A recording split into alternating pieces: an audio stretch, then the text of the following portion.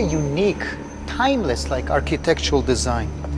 The Shrine of the Book houses a selection of the Dead Sea Scrolls. Here, for instance, one can see a mysterious depiction of a futuristic war between sons of light and sons of darkness.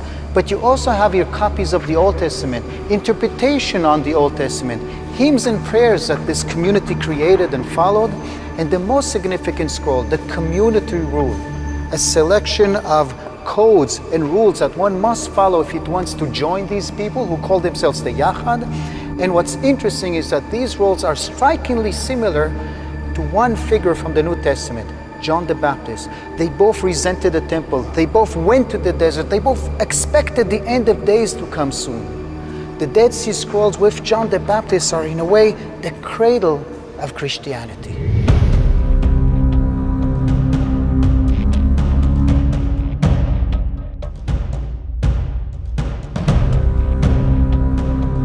We're headed right now to the spot where it's believed that John the Baptist baptized Jesus. But before we get there, tell us a little bit more about the history of this site. Well, in ancient times, it's believed to have been the place where the Israelites crossed into the Promised Land. And one thing I can tell you for sure today, it's a place with minefields. Here is a sign warning you, don't even dare thinking of crossing the fence over here, because after the Six-Day War, this became the border with Jordan. And only in 1994 we had an official peace agreement with them. Until then, this had to be cleared of any people because of infiltration, because of fear of terror. Yes, and you know, Jordan, it's right here as we're about to see, Danny. We're right on the Jordanian border right now. Here's the flag of the Hashemite Kingdom of Jordan. That's right, and what a contrast to have a minefield right next to the spot where John the Baptist baptized Jesus. Let's take a look and go inside. Let's see that.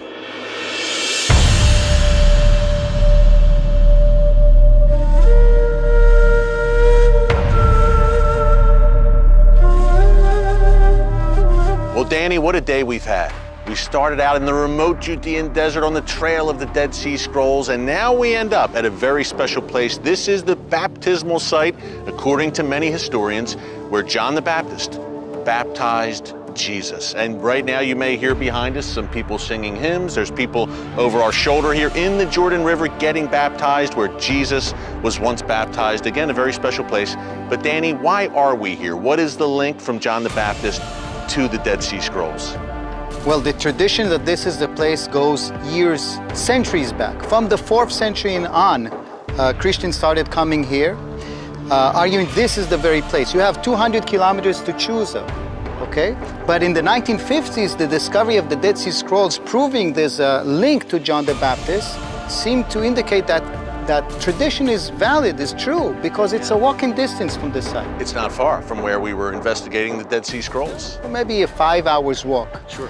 John the Baptist may have been a member of that community, and they shared a lot of values, but on one thing they differed. The people of the Dead Sea Scrolls argued the water is used for purity. John the Baptist said, no, the water is to be used for redemption and for acceptance of the Messiah, which is soon to come. And on this issue, they had to separate. So he goes to his own water source, right here, and he starts baptizing people, telling them he's about to arrive. And at some point, Jesus from the Galilee comes, and when he comes out of the water, a dove appears and a voice is heard, "This is my son who I have chosen." So our Dead Sea Scrolls story ends in this special place, I would say. But I can't say it really ends because, look, maybe there are some more finds, some more to come, who knows? First of all, on the Jordanian side, you have interesting archaeological remains from Byzantine times. And Jordan's right there. We're literally on the edge. Jordan's right there across the river. Both countries share this significant historical Christian site. And by the way, Christianity also argues that this is the place where the Israelites crossed into the Promised Land led by Joshua. That's why the Arabic name of the site is Qasr el-Yahud, the fortress of the Jews, or the crossing place of the Jews. From here, they finally completed the 40 years in the desert and have reached and entered the Promised Land to confront the first city of Jericho, which is just behind us. Yeah, wow. What a tour, Danny. And you know, this is kind of in some ways the roots of even Christianity with John the Baptist and his beginnings, the beginnings of his ministry as a voice crying out in the wilderness, as the Bible calls him. Danny, what a journey today. Dead Sea Scrolls, John the Baptist. Doesn't get any better than this. Thank you so much, my friend. It's always great to have you with us here on The Watchman. My pleasure.